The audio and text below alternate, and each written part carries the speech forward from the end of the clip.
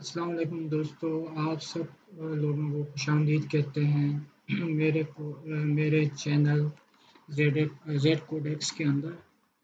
ठीक है, तो अभी तक हमारी जो हमने प्ले लिस्ट स्टार्ट की है माई की, उसकी आज हम फोर्थ वीडियो बनाएंगे।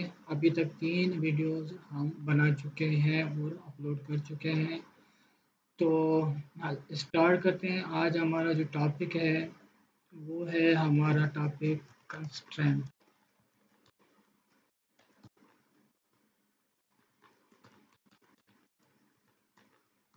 माइस्क्यूएल के अंदर हम आज अब पढ़ेंगे कंस्ट्रेंट्स। कंस्ट्रेंट्स क्या होते हैं, इनका यूजेज किस तरह से होता है, उनका क्या फ़ायदा है, वो आज हम पढ़ेंगे। तो सबसे पहले समझते हैं कि कंस्ट्रेंट्स क्या होते हैं। तो कंस्ट्रेंट्स बेसिकली हमारे होते हैं रूल्स एंड रेगुलेशंस। हमारे क्या होते हैं, रूल्स एंड रेगुलेशंस होते हैं, जिनको हम क्या कहते हैं, कंस्ट्रेंट्स कहते हैं। और वो रूल्स एंड रेगुलेशंस हम अप्लाई करते हैं किस पे, टेबल के कॉलम्स पे। So these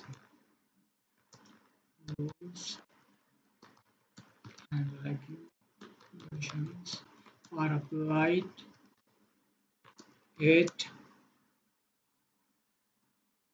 columns columns of the table। तो ये जितने भी हमारे रूल्स एंड रेगुलेशंस होते हैं वो हम अप्लाई करते हैं किस पे, टेबल के कॉलम्स पे अप्लाई करते हैं। ठीक है, तो हर जो कंस्ट्रेंट है उसका अपना मकसद होता है, उनका अपना एक काम होता है। ठीक है ना, वो करता है। ठीक है, तो हमारे पास कंस्ट्रेंट कौन कौन से होते हैं। हमारे पास कंस्ट्रेंट होता है प्राइमरी की, फॉरेन की,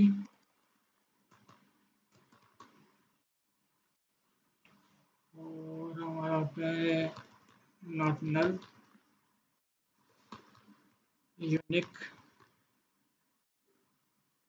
और हमारा होता है यूनिक और डिफ़ॉल्ट। तो ये हमारे कंस्ट्रेंट्स हैं जो हम टेबल के कॉलम्स पे अप्लाई करते हैं। तो हर किसी का काम अपना अपना होता है। ठीक है, तो सबसे पहले हम डिस्कस करते हैं जो ऑलरेडी लास्ट प्लेलिस्ट में हम यानी कि इसको कवर कर चुके हैं, लेकिन फर्दर दोबारा हम इसको यानी कि रिव्यू करते हैं। तो प्राइमरी की क्या होता है, आपका जो टेबल के अंदर रिकॉर्ड होता है उसको uniquely identify identify the record in the table. तो टेबल के अंदर जो हमारे रिकॉर्ड्स होते हैं उनको ये यूनिकली आइडेंटिफाई करता है, उनको यूनिकली आइडेंटिफाई करता है। मतलब क्या है कि अगर हम किसी कॉलम को प्राइमरी की बनाते हैं तो उसके अंदर डुप्लीकेशन नहीं हो सकती और नल हम इंसर्ट नहीं कर सकते। ठीक है, तो इससे हम क्या करते हैं, मतलब एक कॉलम को प्राइमरी की बना लिया तो वो जो होगा उसी कॉलम के अंदर हम डुप्लीकेट वैल्यू इंसर्ट नहीं कर सकते और नल भी इंसर्ट नहीं कर सकते। ठीक है, तो ऐसे कॉलम्स जो हमारे टेबल के अंदर ऐसे कॉलम्स हैं, जैसे हमारे पास क्या होता है, रोल नंबर है किसी स्टूडेंट का, CNIC है किसी का, या इस तरह की और भी बहुत सारी चीज़ें हो सकती हैं, जैसे एम्प्लॉय कोड है। ठीक है, इस तरह की और भी चीज़ें हो सकती हैं जो हम चाहते हैं डुप्लीकेट नहीं होती। ऐसे कॉलम्स को हम बनाते हैं, ऐसे कॉलम्स को हम बनाते हैं प्राइमरी की। तो अब सवाल ये हो सकता है कि एक टेबल के अंदर कितनी प्राइमरी की बन सकती हैं। तो one table only have one table have one primary key। तो क्या होता है कि एक टेबल के अंदर एक ही प्राइमरी की हो सकती है, एक से ज़्यादा नहीं हम रखते। ठीक है, तो हमने क्या समझा कि प्राइमरी की का मकसद क्या है कि रिकॉर्ड को यूनिकली आइडेंटिफाई करना। ठीक है, दूसरा क्या है कि उस कॉलम के अंदर हम डुप्लीकेटेड वैल्यू इंसर्ट नहीं करते। ठीक है, और उसके अंदर नल भी इंसर्ट हम नहीं करते। तीसरा क्या कि एक टेबल के अंदर हम एक प्राइमरी की रख सकते हैं। ठीक है, फिर हमने कहा कि ऐसे कौन से कॉलम होते हैं जिनको हम प्राइमरी की बना सकते हैं। ऐसे कॉलम जो कभी डुप्लीकेट हो ही नहीं सकते। जिस तरह से ए एम्प्लॉय है एक ऑर्गेनाइजेशन के अंदर, हमें पता है कि एम्प्लॉय कोड उनका कभी भी डुप्लीकेट नहीं हो सकता। तो हम ऐसे कॉलम को हम क्या बनाएंगे, प्राइमरी की बनाएंगे। सी एन आई जी हमें पता है कि ये डुप्लीकेट नहीं होता है, तो ऐसे कॉलम को हम क्या बना सकते हैं, प्राइमरी की बना सकते हैं। रोल नंबर है वो कभी भी, स्टूडेंट है उसका रोल नंबर है तो उसका रोल नंबर कभी भी डुप्लीकेट नहीं होता है विद इन द क्लास। तो हमें पता है कि ऐसे कॉलम जो कभी डुप्लीकेट नहीं हो सकते, तो उन कॉलम्स को हमेशा हम क्या बनाते हैं, प्राइमरी की बनाते हैं। तो अब ये सवाल हो सकता है कि वो किस डेटा टाइप के हो सकते हैं। वो इंटीजर भी हो सकता है, वर्चर भी हो सकता है, टेक्स्ट भी हो सकता है। ठीक है, एन एन वर्चर भी हो सकता है। तो आप जिसको भी रखना चाहें आप रख सकते हैं। ठीक है ना, डेटा टाइप कोई भी हो। ठीक है, हम डेटा को रखते हुए डेटा टाइप डिफाइन करते हैं, तो हम अभी यानी कि ये समझ रहे हैं कि कौन सी डेटा टाइप होनी चाहिए। तो उसकी कोई भी डेटा टाइप हो सकती है इनमें से। ठीक है ना, तो हमें ये समझ में आ गया कि प्राइमरी की क्या होती है, उसका काम क्या होता है। अब प्रैक्टिकली करते हैं, इस तरह से हम करते हैं। तो हम क्रिएट एक एक डेटाबेस बनाते हैं अलग से। हमें पता है डेटाबेस बनाने के लिए हम क्या यूज़ करते हैं, क्रिएट डेटाबेस, और उस डेटाबेस का नाम लिखते हैं एम्प्लॉय डीबी फॉर सपोज। मुझे ये डेटाबेस बनाना है।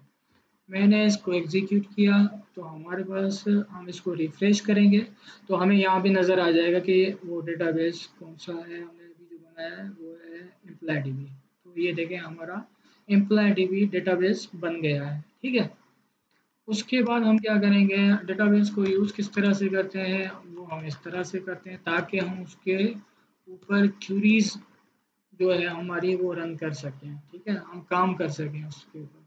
ठीक है, हमने इसको यूज़ किया। अब इसके अंदर मुझे टेबल बनानी है, क्रिएट टेबल किस नाम से, एम्प्लॉय की टेबल बनानी है।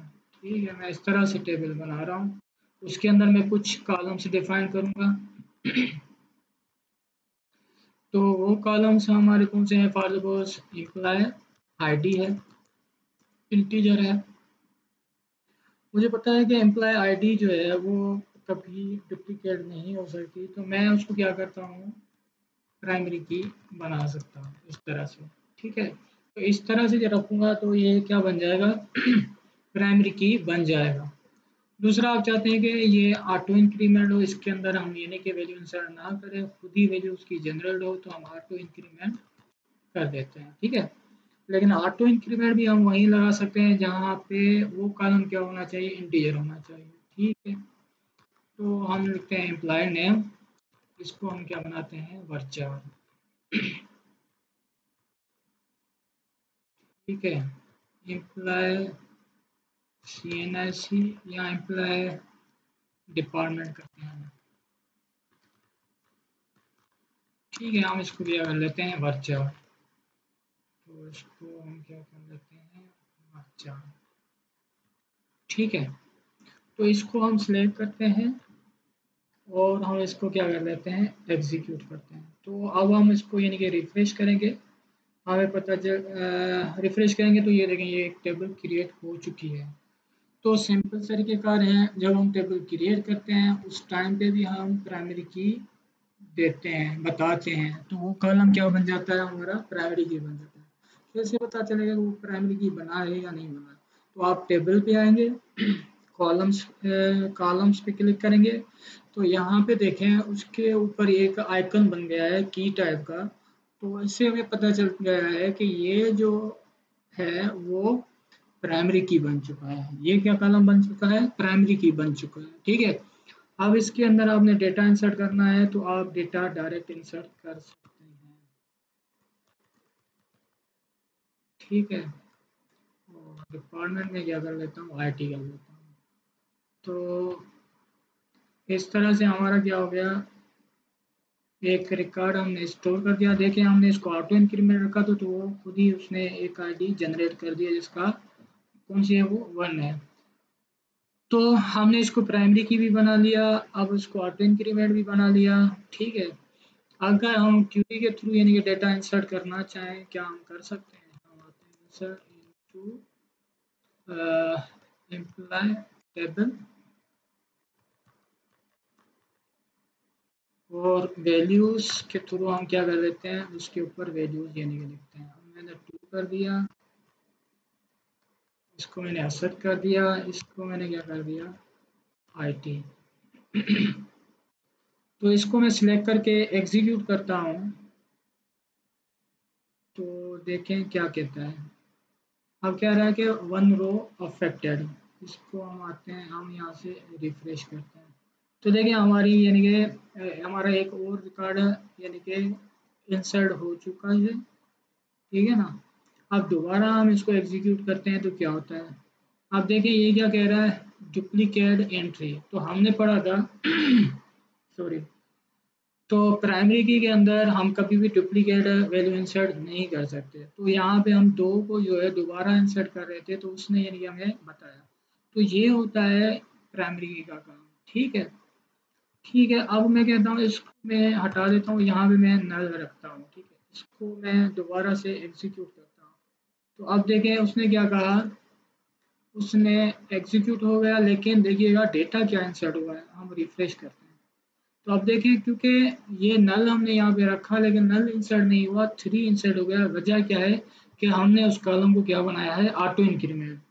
तो ऑटो इंक्रीमेंट का मतलब क्या है, लास्ट की जो जनरेट हुई है उसमें एक वैल्यू इंसर्ट, एक की इंक्रीमेंट होगी और वो आईडी जनरेट हो जाएगी हमारी।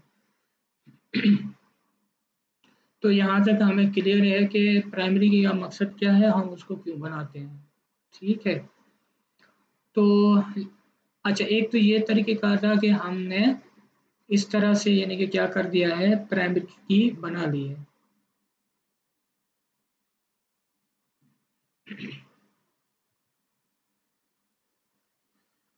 अब बिलफर्ज मैं इसको कर लेता हूँ डिलीट, इस टेबल को मैं ड्रॉप कर लेता हूँ।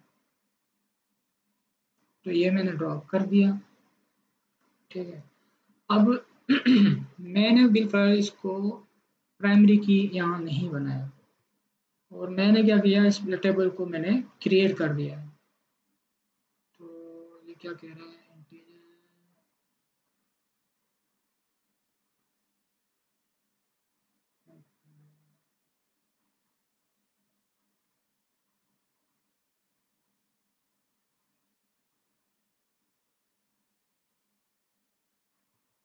हम इसको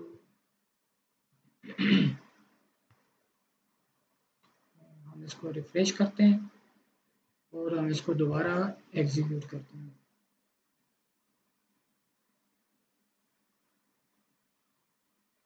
There can be only one auto column and it must be as a key। ठीक है। मैं इसको बिल्कुल ऑटो इंक्रीमेंट भी नहीं बनाता, मैं इसको सिलेक्ट करता हूँ और इसको मैं एग्जीक्यूट करता हूँ। ठीक है। अब देखेंगे इस टेबल के अंदर तो आपको यहाँ पे की नज़र नहीं आएगी। तो मतलब इन तीनों तीनों जो ये कॉलम है वो हमारे क्या है, तीनों कॉलम जो है हमारे क्या है, वो एक सेपरेट कॉलम है। इनमें से कोई भी यानी कि प्राइमरी की नहीं है। अब मैं बिलफर्ज अब मैं क्या कहता हूँ, प्राइमरी की होनी चाहिए। मैंने टेबल बना लिया, अब प्राइमरी की होनी चाहिए। तो फिर हम उसके लिए उसको किस तरह से ऐड करते हैं, प्राइमरी की को हम यूज़ करते हैं अल्टर टेबल। ठीक है। अल्टर टेबल हेड कंस्ट्रेंट हम ऐड कंस्टेंट करते हैं, फिर उस कंस्टेंट का नाम लिखते हैं प्राइमरी की अंडरस्कोर इम्प्लाइड, मतलब ये एक नाम है किसका, कंस्ट्रेंट का, जो हम बनाने जा रहे हैं। कंस्ट्रेंट का और कंस्ट्रेंट कौन सा है हमारा, प्राइमरी एड कंस्ट्रेंट प्राइमरी की, किसको बनाने जा रहे हैं हम, एम्प्लॉय आईडी को बनाने जा रहे हैं। अब हम इसको सिलेक्ट करके एग्जीक्यूट करेंगे तो इसने क्या दे दिया, सिंटैक्स एरर दे दिया, हमने कहीं मिस्टेक की है। ठीक है, तो हमें अल्टर किसको करना है, टेबल को करना है। ठीक है ना, और कौन सी टेबल है हमारी, एम्प्लॉय, तो हम इसको एग्जीक्यूट करते हैं। तो देखें हमने हमने क्या मिस किया था, टेबल को हम अल्टर कर रहे हैं, तो यहाँ पे हमें बताना पड़ेगा कि टेबल अल्टर टेबल, फिर उस टेबल का नाम, क्या ऐड करना चाहते हैं आप, कंस्ट्रेंट ऐड करना चाहते हैं, कौन सा कंस्ट्रेंट ऐड करना चाहते हैं, प्राइमरी की, और किसको बनाना चाहते हैं, उस कॉलम का यहाँ पे नाम देना है। तो अब अगर हम देखें यहाँ पे रिफ्रेश करके, अब यहाँ पे आते हैं, हमने रिफ्रेश किया और यहाँ पे चेक करते हैं, तो देखें अब हमने उसको प्राइमरी की बना लिया है। ठीक है, तो प्राइमरी की अगर आपने टेबल बना ली है उसके बाद प्राइमरी की अप्लाई करना चाहते हैं तो आप इस तरह से कर सकते हैं। और अगर आपने टेबल बनाते वक्त करना है तो वो भी हमने देख लिया वो किस तरह से करना है। जब बनाते वक्त करना है तो हमने डेटा टाइप यहाँ पे डिफाइन की, फिर हम यहाँ पे क्या लिख सकते हैं, प्राइमरी की। ठीक है, और उसको अगर ऑटो इंक्रीमेंट बनाना है तो आप इस तरह से ऑटो इंक्रीमेंट बना सकते हैं। तो इस तरह से हम कर सकते हैं क्रिएट के साथ। और अगर हमारी टेबल बन चुकी है उसके बाद भी यानी कि किसी कॉलम को प्राइमरी की बनाना है तो हम इस तरह से बना सकते हैं। ठीक है, तो ये चीज़ हो गई हमारी। अब एक और चीज़ हमने कही थी डेफिनेशन के अंदर, क्या एक से ज़्यादा प्राइमरी की बन सकते हैं, तो हम यानी कि इसी को कॉपी करते हैं और हम आते हैं, एक हमारा कॉलम है इसी के अंदर डिपार्टमेंट, तो इसको हम सिलेक्ट करके एग्जीक्यूट करते हैं, क्या हम इसको इसका दूसरा कॉलम जो है उसको प्राइमरी की बना सकते हैं, एग्जीक्यूट करते हैं। तो इसने क्या कहा कि मल्टीपल प्राइमरी की डिफाइंड, तो इसने ये एक एरर दे दिया है, मल्टीपल की प्राइमरी की डिफाइंड, मतलब एक टेबल के अंदर आप एक से ज़्यादा प्राइमरी की नहीं बना सकते। तो हमें अंडरस्टैंड हो गया कि प्राइमरी की जो होती है हम एक ही कॉलम को रख सकते हैं, वो टेक्स्ट भी हो सकता है, वर्चार भी हो सकता है, वो इंटीजर टाइप का भी हो सकता है। ठीक है, तो हम एक कॉलम को ही बना सकते हैं। ठीक है, एक से जो ज़्यादा कॉलम है उनको हम नहीं बना सकते, ये ध्यान में रखिएगा। ठीक है, तो ये था क्या कहते हैं प्राइमरी की, और प्राइमरी की क्या होता है हमने उसको समझा, और उसके अंदर क्या क्या हम कर सकते हैं वो भी हमने समझा। ठीक है, और उसका पर्पस क्या है कि आपका जो रिकॉर्ड है टेबल के अंदर उसको यूनिकली आइडेंटिफाई करना। ठीक है, तो एक से ज़्यादा ऐसे कॉलम जो हैं जिसको आप चाहते हैं कि वो यूनिक हैं और उसको आप प्राइमरी की बनाना चाहते हैं तो सिंपल इसी तरह से आप प्राइमरी की बना सकते हैं। ठीक है, तो आज हमने यहीं तक हम इसको फिनिश करते हैं। ठीक है, वीडियो को ज़्यादा लंबा नहीं करते। आज हमारा यानी कि टॉपिक था कंस्ट्रेंट क्या है। ठीक है, उस कंस्ट्रेंट में से हमने आज एक कंस्ट्रेंट को पढ़ा जिसको हम क्या कहते हैं, प्राइमरी की। उसका मकसद क्या है वो भी हमने समझा, और कितनी यानी कि प्राइमरी की बन सकती है एक टेबल के अंदर वो भी हमने समझा। ठीक है, और टेबल बनाते वक्त किस तरह से हम कर सकते हैं, और टेबल बन चुकी है उसके बाद आप यानी कि प्राइमरी की कैसे यानी कि यूज़ कर सकते हैं। ठीक है, सो यहाँ पे मैं लिख लेता हूँ कि बल्कि लिखा हुआ है ओनली वन प्राइमरी की is allowed on a table. तो एक टेबल पे एक ही प्राइमरी की हो सकती है। फिर हमने क्या कहा था, नो डुप्लीकेशन इज अलाउड, और हमने क्या कहा, ये नो डुप्लीकेशन हो सकती है और नॉट नल होती है। ये प्रॉपर्टीज़ होती हैं किसकी, प्राइमरी की। ठीक है, जब भी किसी कॉलम के अंदर ये तीनों प्रॉपर्टीज़ हैं आप अंडरस्टैंड कर सकते हैं वो प्राइमरी की है आपका। ठीक है, और अगर आप यहाँ पे जैसे आए कॉलम्स में और यहाँ पे जाके देखेंगे तो ये आपका क्या है, यहाँ पे एक आइकन बना हुआ है तो आपको पता चल जाएगा ये आपका प्राइमरी की है। ठीक है, तो आज के लिए इतना ही काफ़ी है। नेक्स्ट जब यानी कि नेक्स्ट वीडियो में हम कुछ और सीखेंगे कंस्ट्रेंट। ठीक है, जिसका नाम क्या है फॉरेन की। ठीक है, नेक्स्ट क्लास में हम यानी कि फॉरेन की को समझेंगे। तब तक आप अपना बहुत सारा ख्याल रखें और मेरे यूट्यूब चैनल जेड कोडेक्स को सब्सक्राइब करें, लाइक करें, कमेंट्स करें। ठीक है, और बेल आइकन को प्रेस करना ना भूलें। Thank you.